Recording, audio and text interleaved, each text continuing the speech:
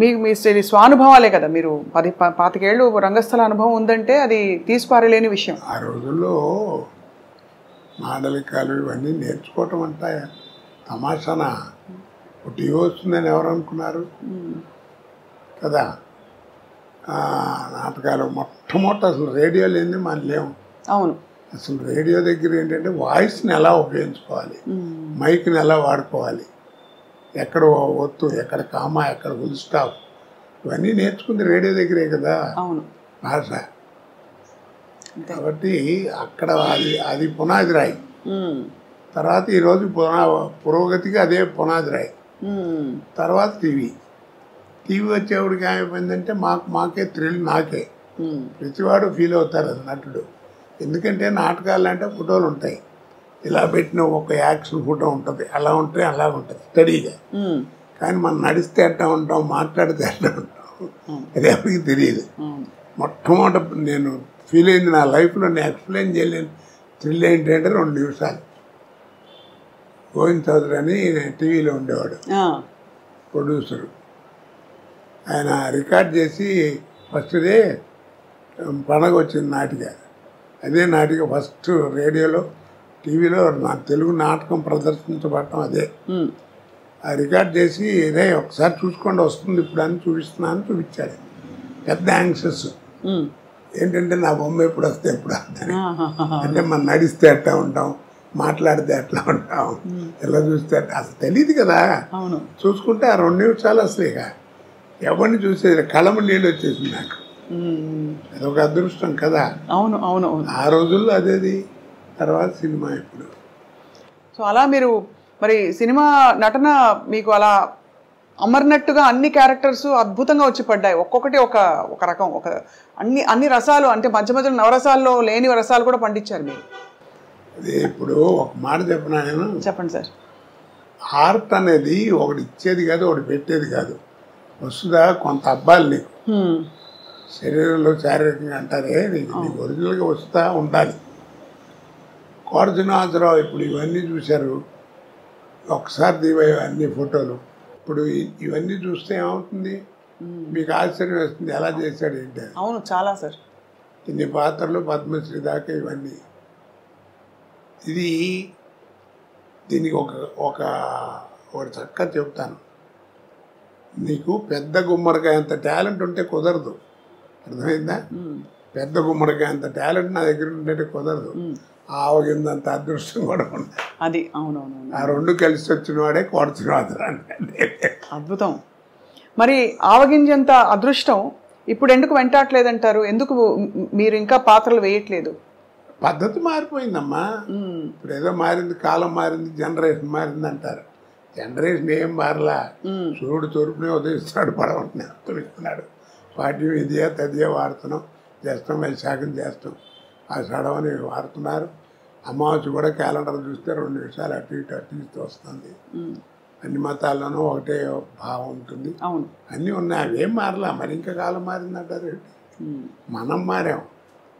NT Ramarao మొట్టమొదటి 50 ఏళ్ళప్పుడు 60 ఏళ్ళప్పుడు శ్రీదేవితో dance చేసే రోజున ఎలిఫెంట్ బాటంలోని ఇంత లూజ్ ఉండేది ప్యాంటు. అది వేసుకుని రోడ్డు మీద నడుస్తుంది, దుమ్ము నడిచేది. అదే డ్యాన్స్ చేస్తుంటే అబ్బా రామారావు ఏం చేశాడు, దుమ్ము లేకొట్టాడు డ్యాన్స్ అని. పిచ్చిదనం మన చిన్నతనం కదా. ఆ తర్వాత ఏమైంది, టైట్ ప్యాంట్ వచ్చింది. ఇప్పుడు ఎంత వచ్చింది, చించుకోవడం వచ్చింది. చక్కటి వాడు 1000 రూపాయలు పెట్టి ప్యాంటు కొనుక్కోవడం, ఇక్కడ అక్కడ మోకాళ్ళ మీద అక్కడ వాళ్ళే చింపుకుంటున్నారు. అవును, చింపుకుంటున్నారు. కాబట్టి మనం మారాం, కాలం ఎక్కడ మారింది. అది జనరేషన్ మార్పు అంటారు, అన్నీ ఒకటిదే. ఈ మధ్య వచ్చిన సార్ సినిమాలు ఏమన్నా మీరు థియేటర్లో చూడడం వీలైందా, మీకు వీలు పడిందా? ఏది ఈ మధ్య వస్తున్న సినిమాలని థియేటర్లో చూడడం వీలు పడిందా? సలార్ వచ్చింది, అంతకుముందు పుష్ప, ఏమి అసలు. ఎందుకంటే వెళ్ళినా మన సుఖం ఉండదు. ఏం కోటగారు ఈ మధ్యన రావట్లేదు, ఏంటి మీరు లేరు సినిమాల్లో, అది ఇదని ఈ ప్రశ్నలు ఎక్కువ అవుతాయి. మన చూడనివ్వరు, వాళ్ళు సరిగ్గా చూడరు. అందుకని దూరంగా ఉంటాం. అందుకని దేవుడి దగ్గరికి వెళ్తానికి కూడా నాకు భయం. ఎందుకంటే వాళ్ళ కాన్సన్ట్రేషన్ పాడవుతుంది. అది అవును అవును. కానీ సార్ మీకు నచ్చుతున్నాయా ఈ మధ్య వస్తున్న సినిమాలు? మీరు ఏం వింటున్నారంటే అప్పటికి ఇప్పటికి ధోరణి మారింది, అంటే టెక్నికల్ ఆస్పెక్ట్స్ బాగా ముందుకు వెళ్ళిపోయాయి, దూసుకెళ్ళిపోయాయి అంటున్నారు కదా సార్. అంటే నేను వేరే ఉద్దేశంతో అంటాం కాదు, ఉన్న విషయం చెప్తున్నా. బాహుబలి బాహుబలి అన్నారు. అది రిలీజ్కి ముందు పార్ట్ 1 పార్ట్ 2 రిలీజ్ ముందు 6 నెలల ముందు నుంచి మనకి బాహుబలి బాహుబలి అని ఉంచారు. దానికి తగ్గట్టుగా విజయం పొందింది, ప్రపంచ ఖ్యాతి పొందింది, దర్శకులకి అందరికీ పేరు వచ్చింది, అందరికి బాగుంది. కాదండి అంటలా. ఇప్పుడు ఎవరైనా చెప్పుకుంటున్నారా కదా? మరి అంత గొప్ప సినిమా కదా, మరి ఎవరు చెప్పుకోరే? మరి అదే ఓల్డ్ మాయాబజార్ తీసుకొచ్చామనుకోండి, ఇవాళ 6 ఏళ్ళ కుర్రాడి దగ్గర నుంచి 60 ఏళ్ళ ముసలాడి దాకా అందరూ వెళ్ళి కూర్చుంటారు. ఇప్పుడు దాంట్లో ఆ తివా సీట్ వెళ్ళటం, రామలింగయ్య గారు, వంగర సుబ్బయ్య గారు ఆ తాంబూలం వేసుకోవడం, పట్టం మీద కూర్చోవడం, లేవటం, నెమ్మదిగా వెనక్కి జరగకుండా మళ్ళీ ఇటు రావటం, కర్రలు వాటంతా నడిచి వెళ్తాం, చెప్పులు నడిచి వెళ్తాం. ఆ షాట్ తీయమనండి. ఇప్పుడు తినరా? తీస్తారు, కానీ కోట్లు ఖర్చు పెడతారు. అప్పుడు ఇంతే ఉండే టెక్నిక్, కానీ చూపించారు. అవును కదా? అవును సార్. కాబట్టి నేను అందరికీ అదే చెప్తున్నాను. ఆ సినిమాలు చూస్తే అంటే ఓల్డ్ ఈజ్ గోల్డ్ అంటారు. మీకు ఓల్డ్ ఈజ్ గోల్డ్ అనే తెలుసురా? మీరు తెలుసుకుని గుర్తుపెట్టుకోవాల్సింది ఒకటి ఉందన్న. ఏమిటన్నాడు? Gold never become old. అద్భుతం. అవును, గోల్డ్ నెవర్ బికమ్ ఓల్డ్. అందుకే పాత బంగారం అంటారు. అది ఆ తేడాలు కనిపెట్టాలి. అది తెలుసుకునేటువంటి జ్ఞానం ఉండాలి, చెప్పేవాడు వీడి జ్ఞానం ఉండాలి. ఇప్పుడు లేవు కదా అది. అవును, అప్పుడు డైరెక్టర్ చెప్పినట్టు చేసేవాళ్ళం. ఇప్పుడు డైరెక్టర్ ఏముంది, డ్యాన్సులు గిన్సులు అన్ని హీరోనే డామినేషన్. మరి క్వాలిటీ అది. తర్వాత నిర్మాతలు కూడా నా ప్రొడక్షన్ బయటికి వెళ్తుందంటే బలానా కంపెనీ నుంచి సినిమా అంటే రామానాయుడు గారు, జగపతి రాజేంద్ర ప్రసాద్ గారు, వీళ్ళందరూ పెద్ద పిఏపి సుబ్బారావు గారు, కేవీ రెడ్డి గారు, ఈ సంస్థలు ఏమిటి? ఆ సంస్థల్లో సినిమా వస్తుందంటే ఒక స్టాండర్డ్ ఉందని లెక్క, ఒక పద్ధతిగా. నువ్వు కనిపెట్టారు లేదు, ఎవరు చెప్పరు ఈ విషయం.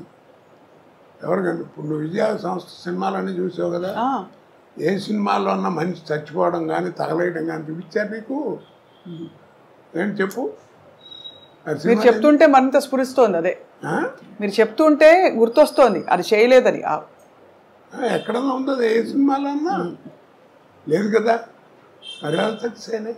మర్చిపోయాడని ఒక డైలాగులు చెప్పడం అంతే, పిచ్చి పిచ్చిగా చూపించడం లేదు. ఇప్పుడు ఏమిటో మంటలు పెట్టడం, దాంట్లో ఫేస్ చూపించడం, దాని మీద డైలాగులు చెప్పడం, ఏదో క్రోధం, ఇవన్నీ యారగెన్స్ చెప్పాలంటే అవేం లేకుండా ఎడ చేశారు.